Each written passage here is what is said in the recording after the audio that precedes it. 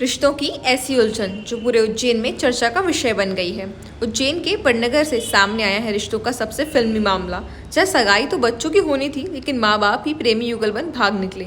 उज्जैन जिले के पन्नगर में 45 साल की एक महिला और 50 साल का एक पुरुष अपने बेटे और बेटी की सगाई तय करने में लगे थे, लेकिन ट्विस्ट ऐसा आया कि बच्चों की सगाई से पहले माँ और बाप खुद ही प्रेमी बनकर भाग निकले। 8 दिनों की कड़ी मशक्कत के बाद आखिरकार पुलिस ने महिला को ढूंढ लिया है और अब यह मामला पूरे शहर में चर्चा का विषय बन गया है।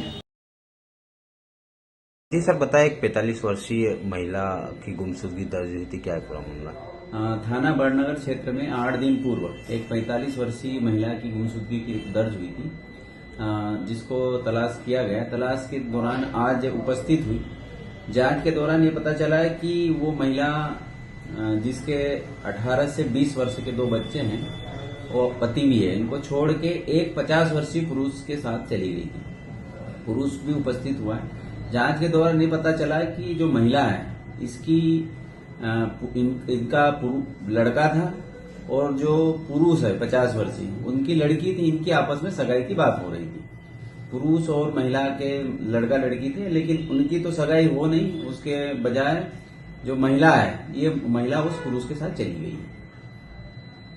शुक्रवार सुबह नर्मदा परिक्रमा वासियों की बस अचानक पलटी खा गई, जिसमें सवार 28 लोग घायल हो गए। घायलों को खोतिया के शासकीय अस्पताल भेजा गया। जानकारी के अनुसार बस बोरकता पार्टी के बीच चढ़ाव पर पलटी खाई। आप खुद मौके पे, कितने लोग घायल है कुछ?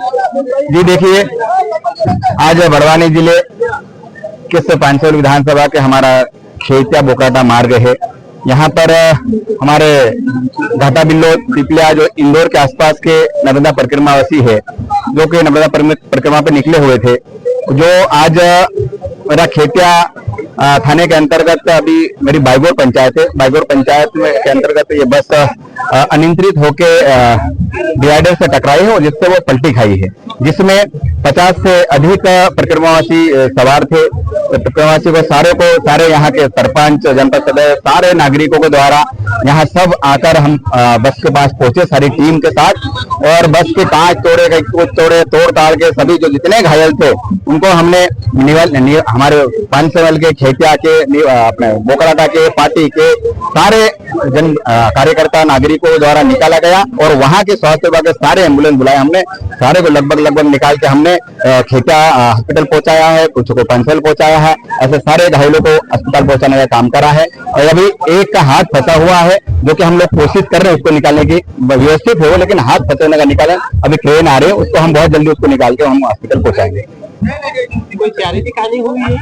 देखिए, अभी तक जो जानकारी मिली है, हमने तो जो जिससे जो ज्यादा थे उनको हमने सब निकाल कर पहुंचाने का काम करा है, जिसमें से एक ज्यादा सीरियस था, हो सकता है एक की डेथ हुई है, ऐसा मुझे जानकारी लगी है। अभी जो हॉस्पिटल जाएंगे तो मालूम पड़े। पहले हम 2 घायल है उनको निकाले, उसके हॉस्पिटल पहुंचूंगा मैं सीधा, सब कार्यकर्ताओं के साथ वहां जाकर देखेंगे, बताएंगे। गोरखपुर में प्रेस कॉन्फ्रेंस के दौरान ममता कुलकर्णी के दाऊद इब्राहिम पर दिए गए बयान से हंगामा मच गया है। उज्जैन के किन्नर अखाड़े के संस्थापक ऋषि अजय दास ने ममता कुलकर्णी और किन्नर अखाड़े के आचार्य रही लक्ष्मीनारायण त्रिपाठी पर आरोप लगाते हुए कहा कि दोनों ने भगवा का नकली चोला पहन रखा है। इनके निष्कासन पहले ही हो चुका है, लेकिन अब इन पर कार्रवाई होनी चाहिए। ऋषि अजय दास ने अखाड़ा परिषद के महामंत्री हरिगिरी पर गंभीर आरोप लगाते हुए दोनों को संरक्षण देने का आरोप लगाया है। गोरखपुर में प्रेस कॉन्फ्रेंस के दौरान ममता कुलकर्णी के दाऊद इब्राहिम पर दिए गए बयान से हंगामा मच गया है। उज्जैन के किन्नर अखाड़े के संस्थापक ऋषि अजय दास ने ममता कुलकर्णी और किन्नर अखाड़े के आचार्य रही लक्ष्मीनारायण त्रिपाठी पर आरोप लगाते हुए कहा कि दोनों ने भगवा का नकली चोला पहन रखा है। इनके निष्कासन पहले ही हो चुका है, लेकिन अब इन पर कार्रवाई होनी चाहिए। ऋषि अजय दास ने अखाड़ा परिषद के महामंत्री हरिगिरी पर गंभीर आरोप लगाते हुए दोनों को संरक्षण देने का आरोप लगाया है। गोरखपुर में प्रेस कॉन्फ्रेंस के दौरान ममता कुलकर्णी के दाऊद इब्राहिम पर दिए गए बयान से हंगामा मच गया है। उज्जैन के किन्नर अखाड़े के संस्थापक ऋषि अजय दास ने ममता कुलकर्णी और किन्नर अखाड़े के आचार्य रही लक्ष्मीनारायण त्रिपाठी पर आरोप लगाते हुए कहा कि दोनों ने भगवा का नकली चोला पहन रखा है। इनके निष्कासन पहले ही हो चुका है, लेकिन अब इन पर कार्रवाई होनी चाहिए। ऋषि अजय दास ने अखाड़ा परिषद के महामंत्री हरिगिरी पर गंभीर आरोप लगाते हुए दोनों को संरक्षण देने का आरोप लगाया है। गोरखपुर में प्रेस कॉन्फ्रेंस के दौरान ममता कुलकर्णी के दाऊद इब्राहिम पर दिए गए बयान।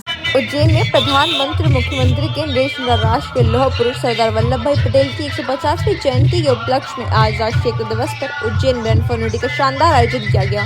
आज सुबह 8 बजे शहीद पार्क से लेकर फव्वारा चौक तक आयोजित इस 3.5 किलोमीटर की एकता दौड़ में BDDS बटालियन, सभी स्कूल के छात्र छात्राएं, जिला पुलिस बल, शहर के सम्मानित नागरिक, वरिष्ठ अधिकारीगण और जनप्रतिनिधियों ने उत्साहपूर्वक सहभागिता की। दौड़ का मुख्य उद्देश्य माननीय प्रधानमंत्री के संकल्प एक भारत श्रेष्ठ भारत को जन जन तक पहुंचाना था। दौड़ की समाप्ति पर नगर निगम अध्यक्ष कलावती यादव ने सभी उपस्थिति में लोगों को राष्ट्र एकता और अखंडता की शपथ दिलाई, जिससे पूरे शहर की एकता के सूत्र में बांधा नजर आया। यह आयोजन सरदार पटेल के राष्ट्र निर्माण के योगदान को सच्ची श्रद्धांजलि थी।